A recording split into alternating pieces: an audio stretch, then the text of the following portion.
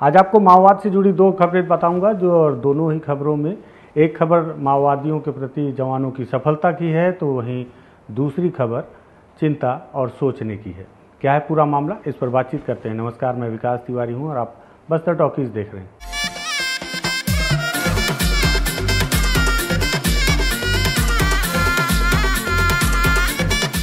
दरअसल आज सबसे पहले मैं आपको बताऊं कि मैं अपने शहर में नहीं हूं, शहर से बाहर हूं, इसलिए एक पूरी तरह से जो व्यवस्था है उस पर मैं आपको वीडियो शूट करके ये जानकारी उपलब्ध कराने की कोशिश कर रहा हूं। दरअसल गरियाबंद में आज एक बड़ा समर्पण हुआ है, जिसमें 4 माओवादियों ने पुलिस के समक्ष आत्मसमर्पण कर दिया है। इसमें खास बात यह है कि गरियाबंद वो जिला बन गया है इस समर्पण के बाद, जो लंबे समय से 2024 और 25 से जो समर्पण के आंकड़े लगातार बढ़ते जा रहे हैं, उसमें सबसे खास बात यह है कि गरियाबंद वो जिला है जिसमें 2 बार 2 ऑटोमेटिक वेपन के साथ किसी माओवादी ने समर्पण किया है।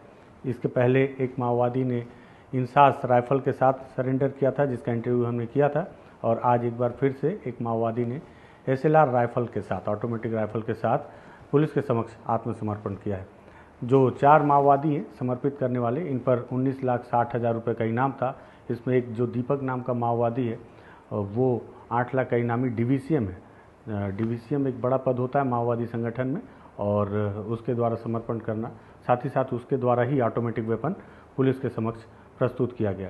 इस दौरान पुलिस के सभी आला अधिकारी वहां पर मौजूद थे, जिसमें वहां के IG और SP भी थे, और साथ ही साथ अन्य पुलिस के अधिकारी थे। उन्होंने बताया कि क्या कुछ सफलता मिली, कैसे सफलता मिली, और वहीं पुलिस ने एक ऑपरेशन में माओवादियों के 16,90,000 रुपये के आसपास की डंप रकम को भी बरामद किया, और वहाँ से उनके कुछ दैनिक उपयोगी सामान और गोला बारूद भी बरामद किए गए हैं, जिसमें कॉर्डेक्स वायर, कारतूस के खाली खोखे और अन्य सामग्रियाँ हैं जो माओवादियों ने अपने डंप में छुपा रखा था। इसे भी पुलिस ने अपने पास अब जब्त करके रख लिया है।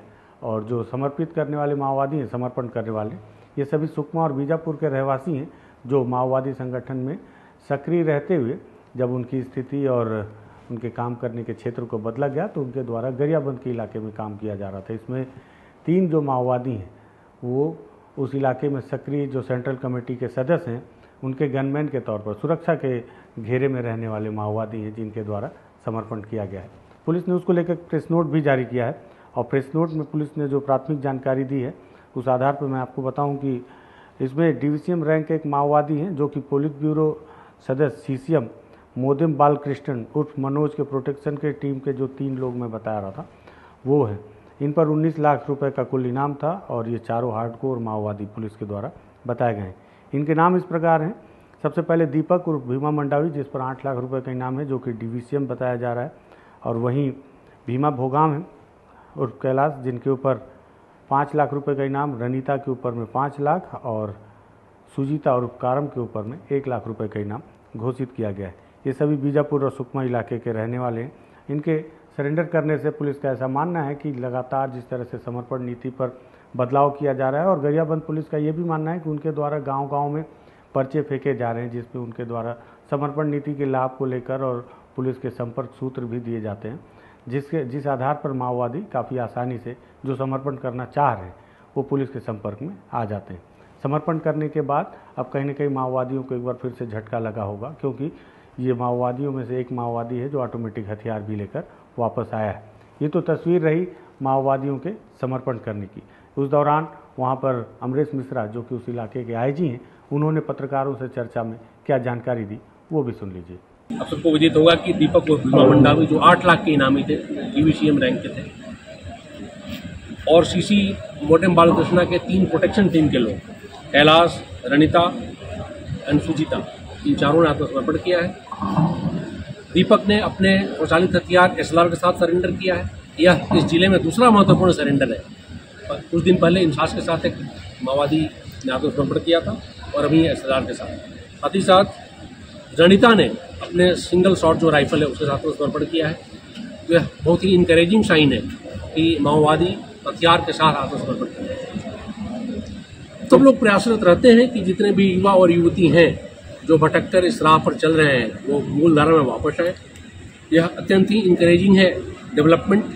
ये चारों लोग, इनको ये समझ में आया, इन्होंने यही बताया पूछताछ में कि हम लोग लगातार देख रहे थे कि नक्सली मारे जा रहे हैं, शासन बहुत गंभीर है, विकास की धारा लगातार बढ़ रही है, नवयुवकों के साथ जुड़ने का प्रयास किया जा रहा है शासन के द्वारा।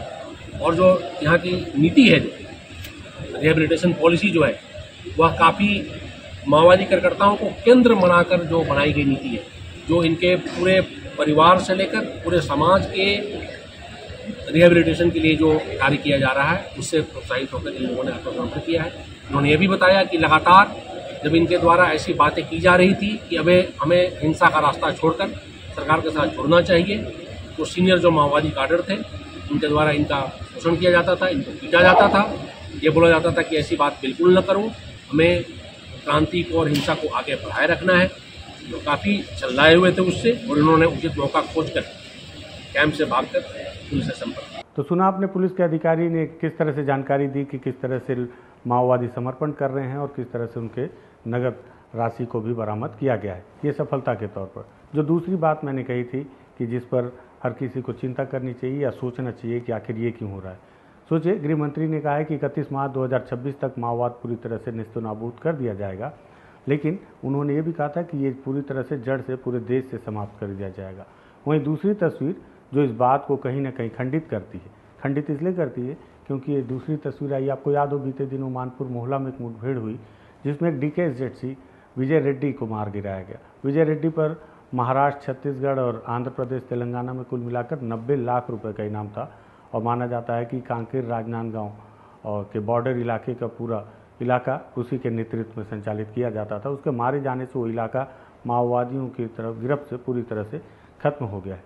लेकिन इतने बड़े स्तर के माओवादी के मारे जाने के बाद अब जो तस्वीर उसके गृहग्राम से आई है, वो भी आपको सोचने लायक है देखकर, क्योंकि आज जब उसका अंतिम संस्कार किया गया गृहग्राम में, तब आप देख सकते हैं तस्वीरों में किस तरह से पूरी भीड़ उमड़ी हुई है। और ये भीड़ ये पहली दफ़े नहीं है, हमने आपको इसके पहले भी कई बार ऐसी तस्वीरें दिखाई हैं। इसके पहले जब जो भी और भी बड़े स्तर के माओवादी, केवल बसवा राजू जब मारा गया था, उसके मारे जाने पर सरकार ने फैसला किया था कि उसके डेड बॉडी को उनके परिजनों को नहीं दिया जाएगा, और उसके साथ मारे गए अन्य जो आंध्र प्रदेश और तेलंगाना के माओवादी थे उनके शव को भी नहीं दिया गया था। लेकिन इसके पहले तेलंगाना और आंध्र प्रदेश के मारे जाने वाले जितने भी माओवादी हैं, उनकी डेड बॉडी जब भी उनके गृहग्राम पहुंचाई जाती है या उनके परिजन लेकर जाते हैं, तो वहाँ काफ़ी धूमधाम से उनका अंतिम संस्कार किया जाता है। आप भी तस्वीर में देखिए कि विजय रेड्डी का अंतिम संस्कार जब किया जा रहा है, तो वहाँ पर उमड़ी हुई भीड़ इस बात की गवाह है कि जिस माओवाद को ख़त्म करने का दावा अमित शाह कर रहे हैं, उसकी विचारधारा या उसका जड़ कितने अंदर तक घुसा हुआ है, उसकी पैठ कितनी मजबूत है। आज भी वहाँ के ग्रामीण उन्हें अपना हीरो मानते हैं, और उनको ये लगता है कि माओवादी दरअसल समाज के लिए और दबे कुचले लोगों और मजदूरों के लिए लड़ रहे हैं, और उन्होंने मरते हुए समाज के लिए लड़ते हुए अपने जान के, अपने प्राणों की आहुति दी है। तो सोचिए आप कि क्या केवल संख्या के वो माओवादी जो पुलिस के आंकड़ों में दर्ज हैं, उन्हें मार देने से माओवाद खत्म हो जाएगा, या विचारधारा के खत्म होने से माओवाद खत्म होगा? विचारधारा को खत्म करने के लिए सरकार क्या प्रयास कर रही है, इस पर सरकार का बयान आज तक नहीं मिला, ना ही इस पर कभी कोई बात करता है। हर कोई ये सोचता है कि केवल माओवादियों को मार दिया जाएगा और माओवाद समाप्त हो जाएगा। क्यों? क्या गांधी को मार देने से गांधीवाद समाप्त हो गया? नहीं। तो फिर माओवादियों को मार देने से माओवाद कैसे समाप्त हो गया? इस पर कोई विचार नहीं करता। मुझे लगा ये दोनों तस्वीरें दिखानी चाहिए कि एक तरफ पुलिस कैसे समर्पण करवाने के बाद या माओवादियों को मारे जाने के बाद या सरकार अपनी पीठ थपथपाती है और बोलती है कि हमने माओवादियों पर लगातार विजय पाई है, लेकिन वहीं दूसरी ओर जब उन मारे गए माओवादियों के अंतिम संस्कार में उमड़ती हुई भीड़ आती है, तो समझ में आता है माओवादी तो मारे जा रहे हैं, पर माओवाद तो कहीं से भी नहीं मारा जा रहा। माओवाद आज भी अपनी जड़ को उसी तरह थामे रखा है, ज़मीन में, आखिरी आदमी तक। क्योंकि इस भीड़ में आप देखें कोई भी बड़ा आदमी नहीं, हर निचला तबका, छोटे स्तर के लोग आज भी माओवादियों के साथ खुद का जुड़ाव महसूस करते हैं और उनके अंतिम संस्कार में शामिल होने में अपने आप में गौरवान्वित महसूस करते हैं। उनकी इस मौत को भी वो मौत नहीं, शहादत के तौर पर देखते हैं। तो आपको ये भी विचार करना होगा कि केवल इंसान को ख़त्म करने से माओवाद नहीं, विचारधारा को ख़त्म करने से माओवाद समाप्त होगा।